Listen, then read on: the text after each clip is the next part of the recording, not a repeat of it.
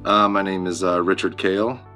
I am a single parent of two wonderful kids, 18-year-old Reese, who I rarely get to see anymore because she's in college, and my son Christian, 12 years old. He'll probably be attending several game days with me. Current life situation, I recently left a company after being there nearly 17 years. Just was, I don't know how to say it, tired is what I'll say.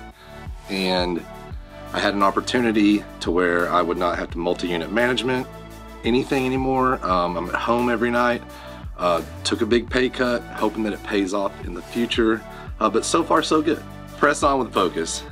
If we maintain our focus when we are distracted, we will see the benefits not only in this life, but in the next. In my previous job, which I'm not going to talk bad about here, my focus was taken away from where my feet were. I always had to have the phone on me, checking things. If something went wrong, I was the person that had to fix it. Now, I feel way more present. I'm able to take care of myself physically and mentally. And, you know, it was really weird the first weekend. I was in this new position. My phone didn't ring. I thought people didn't like me or something. But what I realized is what God was telling me. It was like, hey, you don't have to be chained to this anymore. Go be a dad. Go do fun things outside of it.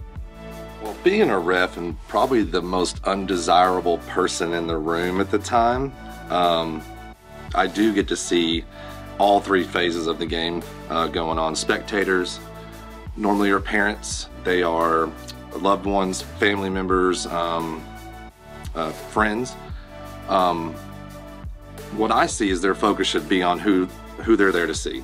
Not only the person that's playing, but their team as well, and they should impact it positively. Doesn't happen all the time. That's the distraction. Coaches, their job is to have the focus on putting their players in the best position to win the game. Whether it's during practice or, you know, on game day.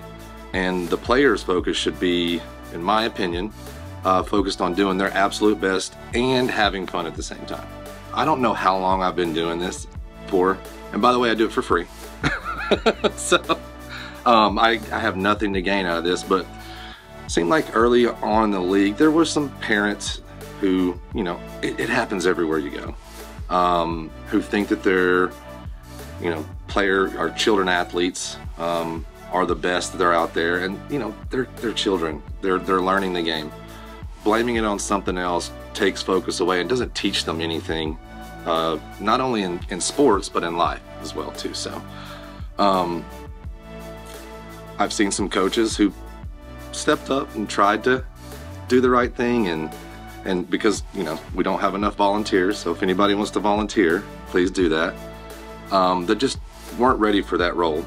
It is a game, you know, and when your coach is upset or your parents are upset, the players, they don't even have a choice in it. They're automatically drawn into that negative realm, and it does happen some, but I will tell you this, it doesn't happen a lot. So, you know, my job is to explain to the players and the coach why that play didn't necessarily go that way. So I still have a lot of fun doing it though. You know, we talked about spectators, players, and coaches. When I had, 8 years ago, I went through a divorce and I took it real bad. I'll kind of tie this to basketball in a way, but I had spectators who were my family, my sister, my mother, who cheered me on and made sure I was okay every day, right? I had coaches, Gary, Will, Kail, all in the church who took the time to, you know, really bring my faith back, because I was torn up about it. I made decisions and did things that I probably shouldn't have done, and thankfully they haven't impacted me too much. But if the player, didn't have those spectators and coaches, I probably wouldn't be sitting here today.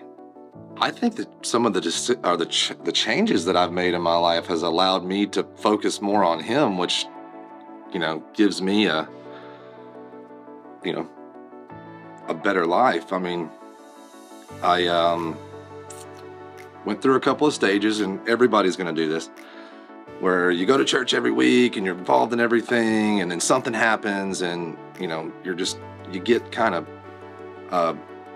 lazy in your faith, I guess is what it is.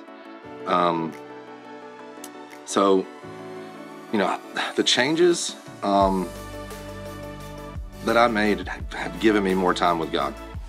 I press on towards the goal to win the prize for which God has called me heavenward in Christ Jesus. I really look forward to this time of the year.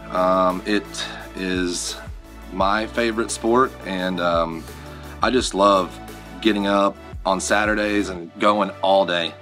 And I look forward to seeing your children out there. Hopefully I can help them grow and understand the game better, and I can't wait.